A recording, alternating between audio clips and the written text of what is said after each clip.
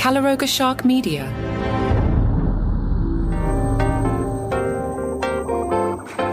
Hey, I'm Johnny Mac with your daily comedy news. I'm really excited about this Jim Gaffigan Bourbon article. I haven't even pre-read it. A couple late-night jokes before we begin from Seth Meyers. These are pretty good. White House Press Secretary Caroline Leavitt pushed back this week against criticism of the East Wing demolition and said that Democrats are just jealous. Seth said, what? The only person jealous of that gaping hole is the Kool-Aid man. That's a solid joke. And one more. During a meeting, Trump said he has plans to build a glass bridge between the White House and his new ballroom. Well, you got handed to him. Even at his age, he's still looking for new and innovative ways to look up ladies' dresses. Solid work, Seth Meyers writers. As teased yesterday, I don't really want to do politics. I just want to do silly stories like this one from Garden and Gun. Now, first of all, there's a publication called Garden and Gun. That sounds like a Jim Gaffigan joke like, oh, I don't think those two things go together. Tom Wilms writes under the headline, Sipping Bourbon with Jim Gaffigan, the comedian and co-founder of Father Time Bourbon, on his whiskey education and bourbon's funny side. Okay. Gaffigan says, bourbon combines this rich heritage and booze. I mean, two perfect things. I was never a hard alcohol guy, but as I got older, beer was too filling. During the pandemic, he would grab some quiet time with his wife, Jeannie. Jim said, that's when I really embraced whiskey, specifically bourbon. We're told, with Father Time, Jim Gaffigan isn't just lending his name. No. He's hands-on in selecting and blending barrels for each release. Each batch is bottled in both a lower-proof version and a higher-proof empty nester strength and is named for some facet of his perspective as a dad. Now, are we learning something here? This says the upcoming November release, Fourth and Long, nods to the challenges of raising a big family. Did we know we were getting a Jim Gaffigan release? I know I'm the host of the show. I'm the one with the daily comedy news. John, why are you asking us? You're the guy who has the news. Did I erase this from my brain? Did we know we were getting a Gaffigan release in November? Anyway, apparently it's called Fourth and Long. You learned it right here. Daily comedy news, write it down. Fourth and Long, the challenges of raising a big family. Jim said, when you have multiple kids, that fourth child is when you're really getting into a no man's land of parenting. The comparison of when a football team is facing fourth and long, the odds are against it, but if you can pull it off, you feel invincible. All that's just the preamble. Let's get to the article. Jim Gaffigan, what made you want to start a bourbon brand? Jim said, being in the entertainment industry, you'll occasionally be approached with opportunities. I was usually approached for food things, but I was always reluctant.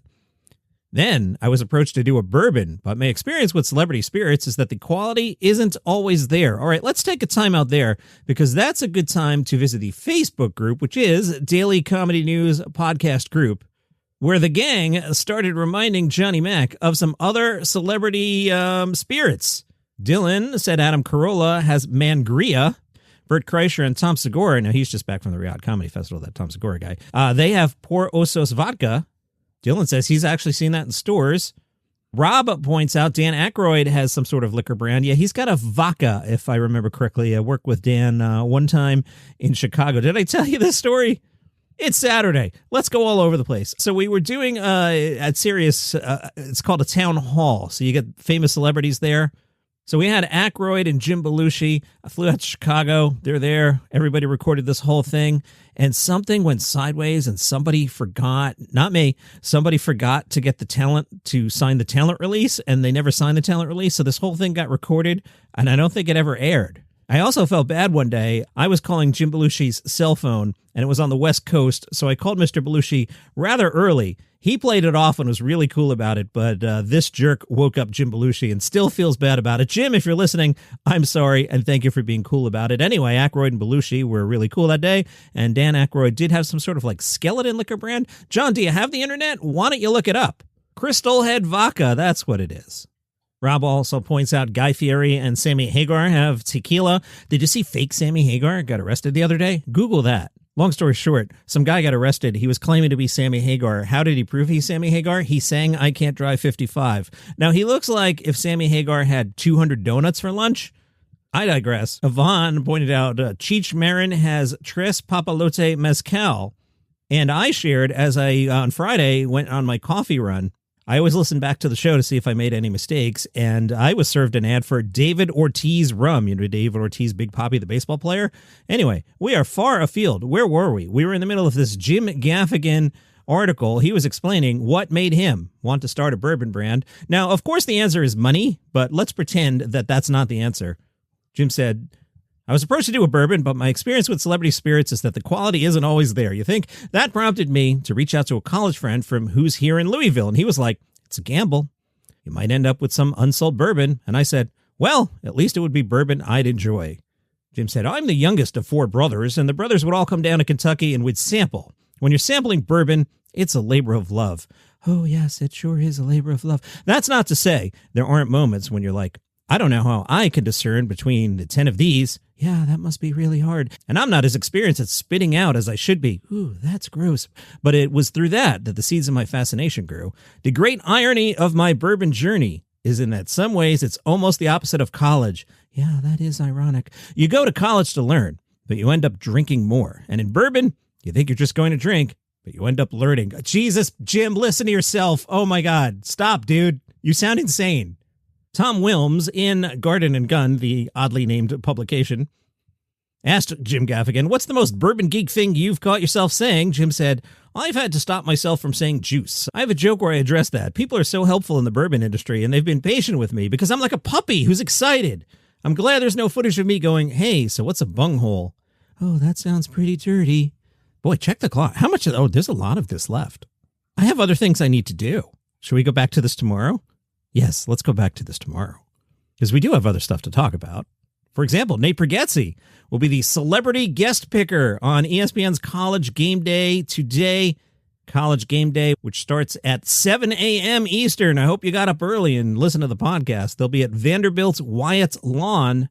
Nate is a noted Vanderbilt Commodores supporter. He'll be making his second appearance on the pregame show 2 years ago, November 4th, 2023. Remember that day? Yeah, that was the day LSU played Alabama. Nate Bargatze picked Alabama.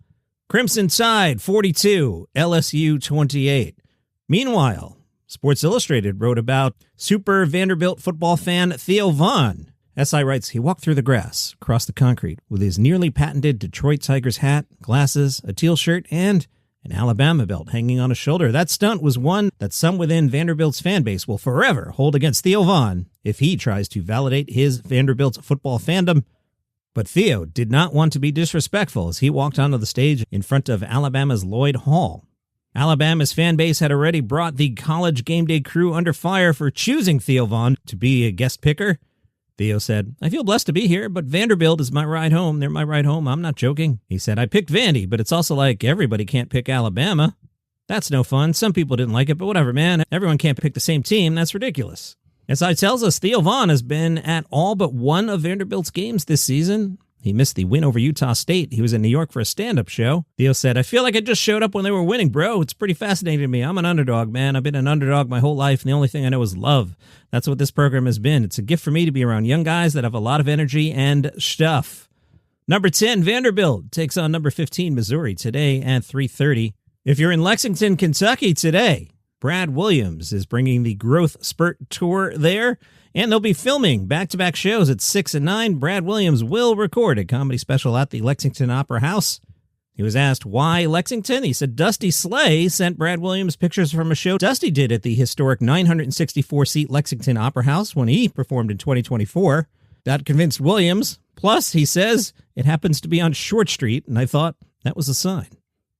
I'm having fun today. I hope you're enjoying the program. It's October in my house, which means the house is either 94 degrees or 44 degrees. Now, right now, I'm freezing, so I'm in full sailor mode. Oversized, bright yellow sweatshirt, traditional podcasting, sweatpants. And I wanted to change up my shoes. I'm a bit of a runner, and I like to change my shoes around. I went under the bed, and I found these sneakers that I retired mostly after the 2023 New York City Marathon. Humble brag. And boy, the rubber on these are worn out. Just walking around the house is pretty slippery, but I'll wear these for the day.